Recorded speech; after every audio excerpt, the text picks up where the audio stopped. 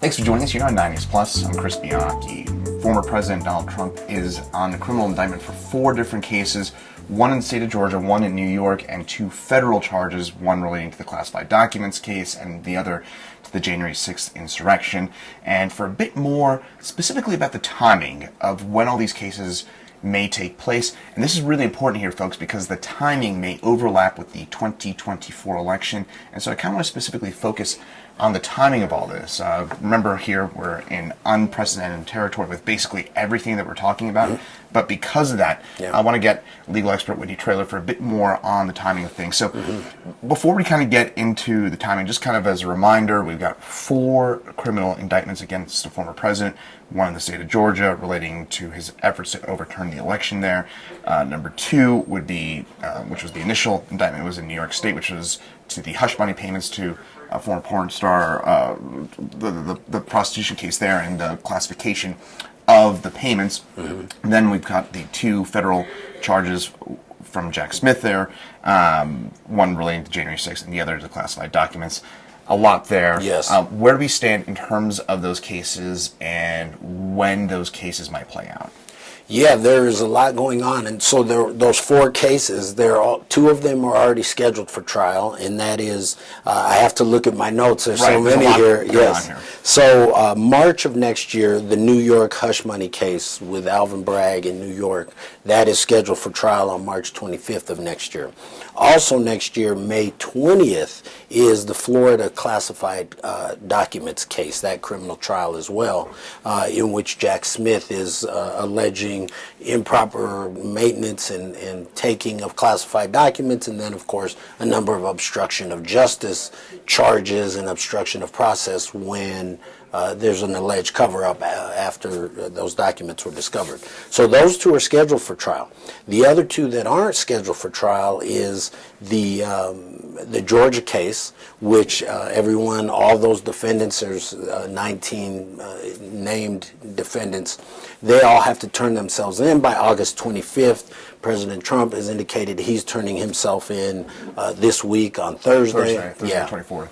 On the 24th. So that one has not been scheduled for trial. Fani Willis, the prosecuting attorney, has said that she wants it to happen by February, but President Trump, Mr. Trump, is going to want it to be pushed out very far. And so how's that decided? Yeah. So Trump wants it 2026, Fani Willis wants it February 2024. Yeah. And again here, folks, just as a reminder, the reason why we're telling you this, and I think this is really, really important, is that the timing of this, remember, we've got a case, a federal charge against a former president who's going to very likely be the Republican nominee based on polling.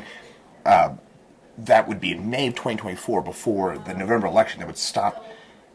That means he wouldn't be able to campaign. That would obviously just completely alter the case. That's why the timing here is so important. So how does that decide between Fani Willis saying she wants it February 2024, Trump wants it 2026? How's that decided? Right, and actually the D.C. case is also the one.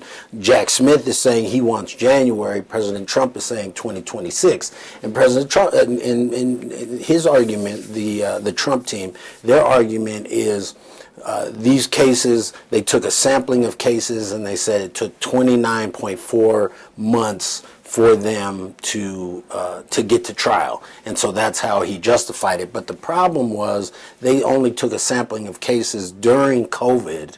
And so it was a very small, and they included sentencing, and so sentencing can happen months after a trial happens. So it was a major cherry pick. But Jack Smith, on the other hand, saying, hey, I want it in January. There's so many moving parts, and as you said, this unprecedented territory that we're in. To say we're going to go to trial in January, that's probably too soon. But I would suspect the judge is going to say 2024, sometime in 2024. Now, where it gets interesting is between that D.C. case and the attempts to overturn the election, and then the Georgia case, which we also haven't scheduled yet, and Fani Willis has said she wants it in February. So which of those 2 goes first is also very relevant, because a lot of the same issues are going to be tried in that case, because they both deal with what happened on January 6th, and the Georgia case involves things even specific to Georgia. But because there's so many similarities, the Trump defense is going to be similar in both cases, I would assume. So whoever goes second, whichever prosecuting attorney, they're going to have a little bit of an advantage because they're going to see into the Trump defense. So it's going to be relevant. Another issue that's coming up is the discovery issue. The reason why the Trump defense is saying they want, in addition to cherry picking the cases, they're saying they've given us 11 million documents, 11 million pages of documents. And so for us to get through all of these documents, it's going to take so much time. But the prosecutor is saying, look, with modern electronic, there's so much software out there designed to help lawyers sort through documents. Many of the documents came from Trump and his team anyway. They were tweets and things like that, so a lot of it had. So to say, oh, it's 11 million, it's overwhelming, is also a little bit misleading. But at the same time, this is a document-intensive case. January is not realistic, in my opinion. Okay, so from a broad perspective, typically do prosecutors want cases quicker, and does the defense normally want to push them back? Is this a normal dynamic that's in play right now? No, this isn't. And there's no sort of customary way that it goes. I mean, prosecutors you have a constitutional right to a speedy trial. So there are certain timelines that have to be hit within 6 months, basically, of your arraignment. And so what happens is they generally go forward quickly, but a lot of times, depending on witnesses and other factors, the prosecution and defense will work together and propose certain dates, or even with the judge, everyone will come together and they'll decide based on the various factors related to that case when to have trial. This is going to be very unique. The judge is going to take into account particularly if Trump becomes the nominee, the judge is going to take into account the efforts to campaign and need to be mobile. But at these criminal trials, he's going to need to be there. So it's going to be tricky, but it can be done. Question based off the 4 different indictments. Which of those do you think within a trial would have potentially the most damaging evidence perhaps revealed against the former president?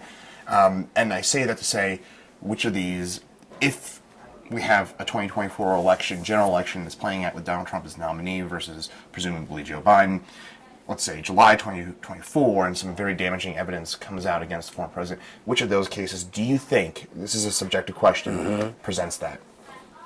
Well, it's a tough question. It is a tough question, and it's easy to narrow it down to 3, and the 3 are the Washington case dealing with the election, the Georgia case dealing with the election, and then the Florida classified documents case. And the reason I say those are all easy and they're all intertwined is because there's a lot of there's no evidence yet until we go to trial, and the judge admits evidence into the trial. But what I suspect will be the evidence is the tape recordings and the audio and the video. I mean, a lot of this evidence is right there in front of us, and there's been a lot of witness testimony, as I understand from the indictments, that would show that support these prosecutions. But there's also pretty clearly in some of the initial things, I think in both the Fed's cases from Jack Smith, some things that have not been revealed yet that if that trial's going on in 2024, could look pretty ugly for the former president, couldn't it? Yes, for sure. And that's the thing. We don't know. We don't know. We haven't seen all the documents. We don't know what Mr. Trump was supposed to have a press conference on Monday to say all the evidence he had about the election. And then I guess he didn't do it because at advice of counsel. So we don't know what the defense is going to put forward. And certainly they're going to have a defense and they're going to put up a vigorous fight. But from what we've seen, particularly the phone calls and things like that and some of the witness testimony, there seems to be a plethora of evidence against the former president. So right now we have 2 of the cases, the hush money payment, the classified documents, federal case that have been set for 2024. Yes. When do you think we'll find out about the other two cases, the Georgia case from Fonnie Willis, as well as the other January 6th federal case? The Washington January 6th case, we're going to know any on August 28th or soon thereafter. There's a hearing scheduled on August 28th to debate that actual issue. The judge is going to hear argument about when the trial should be. And presumably the judge will make a ruling right then. Maybe she might take a day or so and issue a ruling. So we'll know this month. With regard to the Georgia case, I would suspect we'll know soon as well, because all defendants are being required to turn themselves in by this week. So Mark Meadows is fighting that quite a bit, though. Although he wants it, I think, charged federally, doesn't he? Yeah, and they may, yes, and so there may be some give and take, especially with the number of defendants in that case, but that will be scheduled soon thereafter. That one's going to be tricky because of the number of documents, but the number of defendants as well. So that's going to, and especially the level of these defendants, a former president, chief of staff, former congresspeople, current congresspeople. So it's going to be scheduling it all, and there's also going to be a fight about whether it gets bifurcated. Fonnie Willis wants to try everyone together. What does that mean? Is that splitting them up? Right, exactly. And I suspect there'll be defense motions saying why they should have an individual trial. So that's going to be an issue as well if it goes. And if it's one trial with all those defendants, that's going to sway it towards being pushed back further because there's just so much to do in order to get ready for trial. Any final thoughts about this?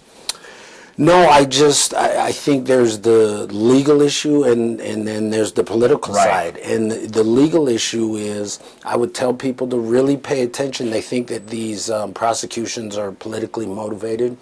Pay attention to what evidence is presented at trial. You'll see people make all kinds of allegations. There's been lots of lawyers involved in this.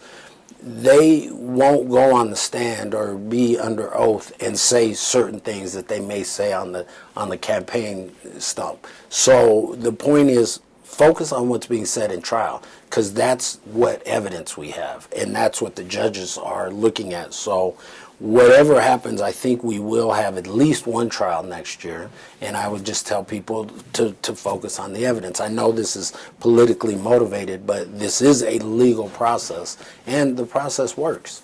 All right. 9 News legal expert Whitney Traylor, getting into the nitty-gritty of the timelines. And again, the reason we want to emphasize this for you, and the reason you just heard a lot of this, is the fact that the timing of this will have a direct, unquestioned, huge, outsized impact on the U.S. presidential election, assuming that Donald Trump is a Republican nominee, which appears very likely here as we record this in August of 2023. So that's the reason we wanted to emphasize this, and hopefully this is giving you a timeline, a good idea. Whitney, thanks so much for joining us here today. Sure thing. Good to be here.